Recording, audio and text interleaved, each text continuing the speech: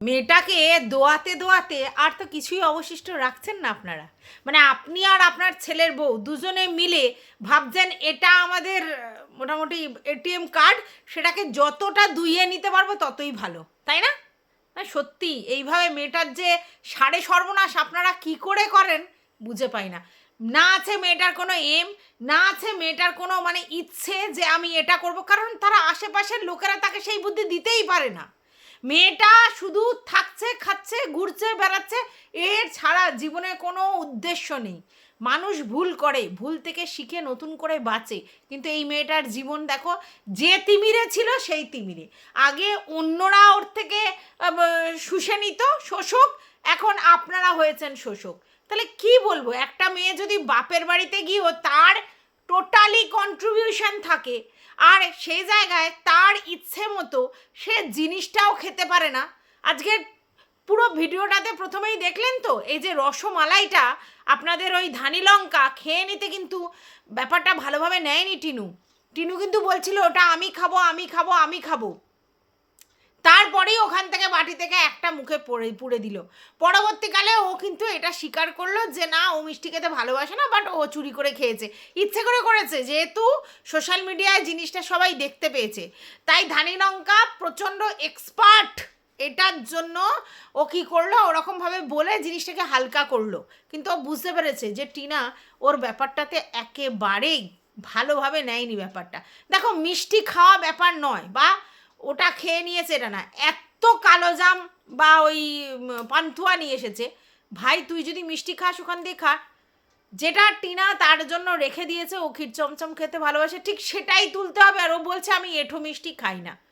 তাহলে তো জানিস, তার সঙ্গে তো থাকিস, এতদিন ধরে রয়েছিস, কি দরকার বাপু আলাদা আর একটা বাটিতে করে তুলে নিয়ে ওকে দিয়ে তারপর বল যে আমি একটা নেব, বা আমার একটু ইচ্ছা হয়েছে একটু খাবো, ব্যাস।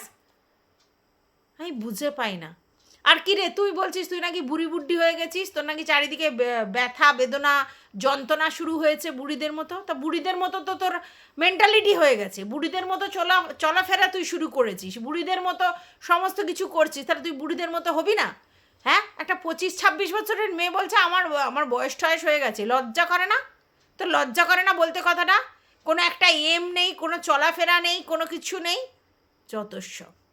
যাই হোক বন্ধুরা, welcome back to my channel. আশা করছি তোমরা সবাই খুব ভালো আছো, আর আমিও খুব ভালো আছি নতুন একটা ভিডিওর সাথে। আমি রুনার লাইফস্টাইল থেকে। বারবার একটা কথা বলে, ঘুম নেই, ঘুম নেই, ঘুম নেই। তাই জন্য আমি বেলা পর্যন্ত ঘুমিয়ে পুষিনি, দুপুরবেলা ঘুমিয়ে পুষে নেই, রাত্রিবেলা জেগে থাকি, 3টে-4টে পর্যন্ত জেগে থাকি।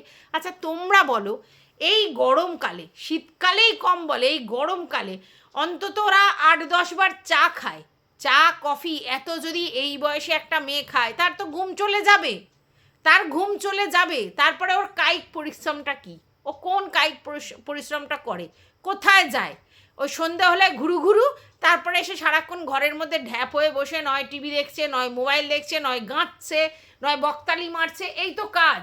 তাহলে না আছে ওর কোনো এক্সারসাইজ, না আছে কোনো মানে কিছু মানে বডিকে নাড়ানোর কোনো কাজ। সারাদিন বসে যদি বেলা 1টা-1.5টার সময় ঘুম থেকে ওঠে, তারপর থেকে সমানে কন্টিনিউ চা খেতে থাকে, ঠিক আছে, যখন লোকে ভাত খেয়ে ঘুমাচ্ছে সেই সময়ও যদি ও চা খেতে থাকে, ও আর ওর মা, তাহলে এত যদি কেউ চা খায়, তাহলে তার শরীর সারবে, মানে তার ঘুম আসবে ঠিক টাইমে?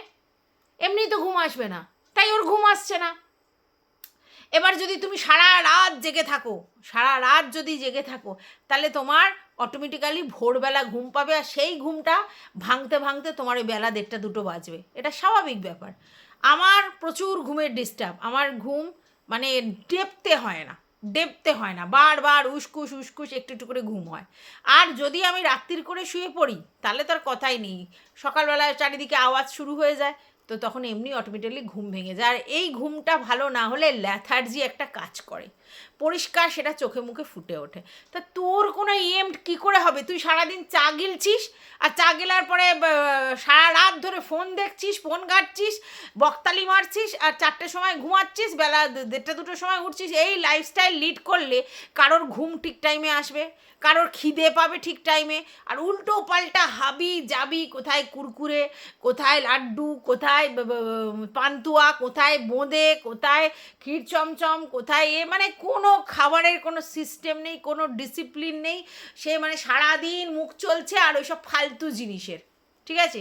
তাহলে তোর না শরীর ঠিক হবে, না তুই সুস্থ স্বাভাবিকভাবে লাইফস্টাইল লিড করতে পারবি, না তুই ঠিকমতো ঘুমাতে পারবি, কিছুই তো করছে না। ঘুম আসার জন্য যা করতে হয়, ঘুমটা এত এলিথেলি ব্যাপার না, ঘুমটার জন্য লোককে প্রে করতে হয়।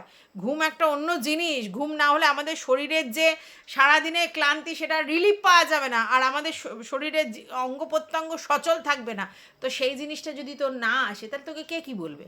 তুই তো নিজে নিজে নিজের ইচ্ছার নিজের মানে পতন অনিবার্য এরকম ডেকে নিয়ে আসছিস। কিছু বলার আছে তোকে? কি বলবো, মানে কি যে করতে চাইছে।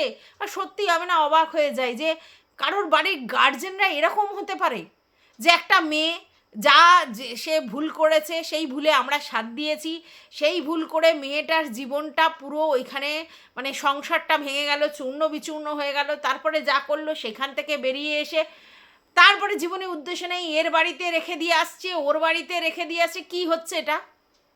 এইভাবে জীবন হয়? আর এরপর তো ডিভোর্সটাও হলো না, তাহলে ও এবার কি করবে বলো তো? ওর জীবনের উদ্দেশ্যটা কি? এইভাবে যদি ঝুলে থাকে, এর থেকে ভালো নয় যে বাবা তুই খোকার বাড়িতেই গিয়ে চলে যা, খোকার বাড়িতেই থাকতে শুরু কর, বরং অনেক ভালো। এরমভাবে জীবনটা কি কাটাচ্ছিস আমি তো বুঝে পাচ্ছি না, কি তোর লাভটা হচ্ছে? তোর জীবনের উদ্দেশ্য তুই ভালো আছিস সত্যি করে বলতো?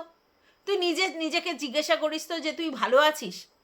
তোকে দেখে বোঝা গেল যে তুই ধানি লঙ্কার ব্যবহারে মোটেই খুশি নোস, পরিষ্কার বোঝা গেল। আর যেন আমার মনে হয় যে সমস্ত দায় সমস্ত লাইবিলিটিস তোকেই নিতে হবে, এরম একটা ভাব। কেমন যেন একটা অদ্ভুত ব্যাপার। যাই হোক, তোর দাদা পুজো করতে যাচ্ছে, কালী পুজো ছিল, তার জন্য তোদের সবাইকে নিরামিষ খেতে হবে, মানে ওই সংযম যেটা বলে, সেই জন্য সবাই নিরামিষ খাচ্ছিস। আর তাতে অনেক কিছুই রান্না হয়েছে দেখলাম, সজনে ডাঁটা দিয়ে ডাল, তারপরে হচ্ছে উচ্ছে ভাজা, বেগুন ভাজা, পনিরের তরকারি, সব অনেক কিছুই হয়েছে দেখলাম। তারপর টক দই আছে, এই আছে সেই আছে, সমস্ত কিছু আছে, তো ভালো হয়েছে সেগুলো। তারপরে তোর দাদা ধুতি টুতি পরে, তোর বৌদি পরিয়ে দিল ধুতি, তারপরে তোর দাদা গেল। ভাড়া লাগলে বলবেন, ভাড়া লাগলে মানে টোটো ভাড়া লাগলে বলবে নাকি ওর পুরোহিত ভাড়া লাগলে বলবে, সেটা তো মেনশন করতে হবে। ফোন নাম্বার দিয়ে মেনশন করে দিতে পারিস তো, যে যদি ভাড়া লাগে তাহলে এই নাম্বারে যোগাযোগ করুন, বা পুরোহিত লাগে এই নাম্বারে যোগাযোগ করুন। তা আমার মনে হয় না যে তোর ওই চম্পাকলি দাদাকে কেউ পুরোহিত হিসেবে নেবে, মানে ফোনে ফোনে করে নেবে। ও তোদের আশেপাশে ঠিক আছে, যা ওকে দেখেই মানে কেমন একটা মনে হয়। যাই হোক, চার সেটা, হ্যাঁ। যাই হোক, এই যে ধানি লঙ্কা, এ কিন্তু মোটেই সুবিধার নয়। ও আমাবস্যার থেকে মোটামুটি ভালো ট্রেনিং পেয়েছে, যে যতদিন টিনু এখানে আছে ওর দুয়ে খেয়ে নাও, ঘুরে নাও, মেখে নাও, এটা খেয়ে নাও, সেটা খেয়ে নাও, মানে আর যেন জীবনে খেতে পারবে না এমন একটা ভাব। যা পারো খেয়ে নাও, যা পারো নিয়ে নাও, যা পারো ধুয়ে নাও, জিনিসপত্র কিনে নাও, মানে এরকম। আর টিনাকে বাধ্য হয়ে করতে হয়, কারণ টিনা একটু খেতে ঘুরতে ভালোবাসে। আর ওখানে গিয়ে কি মুখ বেজার করে বসে থাকবে বাপের বাড়িতে এসে? তাহলে সেখানে তো একটু খাবে, ঘুরবে, একটু তো সঙ্গী লাগবে। এই রিতার সঙ্গে ওর ভালো সম্পর্ক ছিল, আগের বারে দেখেছিল একবার রিতা এসেছিল, সেই সময় রিতাকে বেশি প্রায়োরিটি দিচ্ছিল বলে এই ধানি লঙ্কা সেইবারেও কিন্তু ঝামেলা করেছিল। আর এইবারেও ধানি লঙ্কা যেন কম্পিটিশন লাগিয়েছে, সহ্য করতে পারছে না। আশ্চর্য। যাই হোক, কী বলো বন্ধুরা, ভালো লাগে না জানেন তো, এই যে মেয়েটা, যার কোনো উদ্দেশ্য নেই, কোনো বিধেয় নেই, শুধু জীবনটা মানে খাওয়া দাওয়া, আর বিশেষ করে শরীরের প্রতি কোনো যত্ন নেই। শরীরটা যে ওর আছে, শরীরটাকে নিয়ে যে ওকে চলতে হবে। দেখো, শরীর ভালো না থাকলে কিন্তু পরবর্তী জীবনেও চলতে পারবে না। কেরিয়ার করতে গেলেও শরীর মজবুত করতে হবে। তো শরীরের মধ্যে কোনো ফিটনেস নেই, কেমন যেন জড়ো সড়ো বুড়িদের মধ্যে। সত্যি কথা, ওর মুখটা অত সুন্দর, শরীরটাকে মানে কি করেছে, কোনো ফিটনেস নেই।